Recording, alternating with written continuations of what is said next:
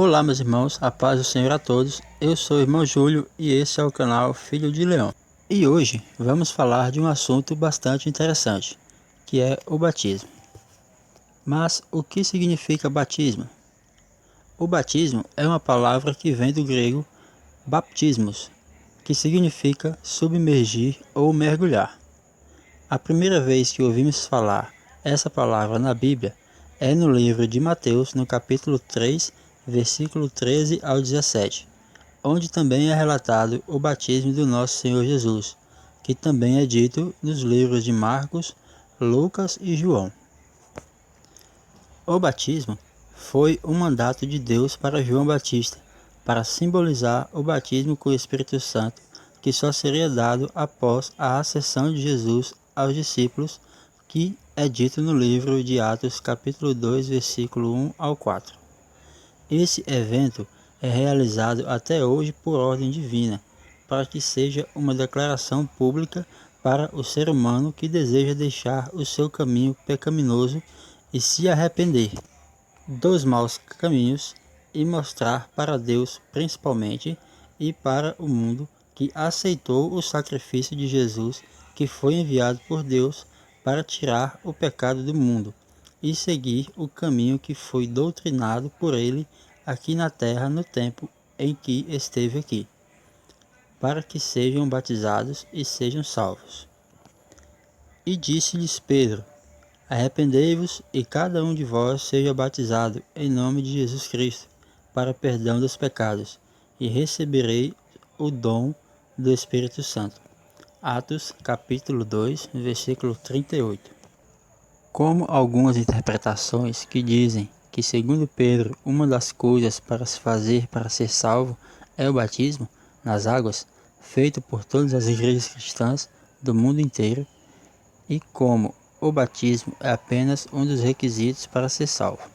Sabemos que qualquer ensinamento da Bíblia que se diz respeito à salvação não são pelas obras, mas sim pela graça, mediante a fé em Jesus Cristo. Porque pela graça sois salvos, por meio da fé, e isso não vem de vós, é dom de Deus. Efésios capítulo 2, versículo 8. Mas isso não significa que devemos parar com as boas obras, porque, como a Bíblia diz, a fé sem as obras é morta. No livro de Tiago, capítulo 2, versículo 17, e continua no versículo 20 ao 24. Mas, ó homem vão, queres tu saber que a fé sem obras é morta? Porventura, Abraão, o nosso pai, não foi justificado pelas obras, quando ofereceu sobre o altar o seu filho Isaque? Bem vês que a fé cooperou com as suas obras, e que pelas obras a fé foi aperfeiçoada. E cumpriu-se a escritura que diz: E creu Abraão em Deus, e foi-lhe isso imputado por justiça. E foi chamado o amigo de Deus. Vedes então que o homem é justificado pelas obras, e não somente pela fé. Tiago capítulo 2, versículo 20 ao 24. Mas o que quer dizer a fé sem obras é morta? Alguns cristãos se confundem com essa questão da fé e da salvação, já que a Bíblia diz que a fé sem obras é morta. Mas há quem diga que as obras não têm importância na salvação de alguém. Mas como alguém pode ser salvo sem ser uma pessoa boa? De modo algum poderá, porque, como já lemos no livro de Tiago, a fé sem obras é morta. Precisamos entender na Bíblia onde é colocada cada uma das questões, a fé e as obras.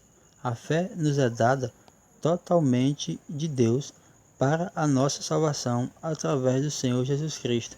Apenas pelo presente de Deus, a graça, nós somos salvos mediante a fé, não de obras, para que ninguém se glorie. Se as obras sem fé é morta, então as obras são desnecessárias? Não, as obras têm um lugar de destaque na Bíblia, mas não como a causa da salvação, mas como algo que decorre dela, com relação a alguém salvo. Eu faço boas obras porque sou salvo, e não sou salvo porque faço boas obras. Pois somos feitura dele, criados em Cristo Jesus, para as boas obras, as quais Deus de antemão preparou para que andássemos nelas. Efésios capítulo 2, versículo 10. Portanto, somos salvos para as boas obras, e não pelas boas obras. A importância das boas obras. Os textos bíblicos mais impactantes da Bíblia são os que tratam as obras como frutos e os salvos como árvores. A árvore boa produz bons frutos, ou seja, a árvore sadia, que é simbolicamente falando o salvo, produz bons frutos, ou seja, obras.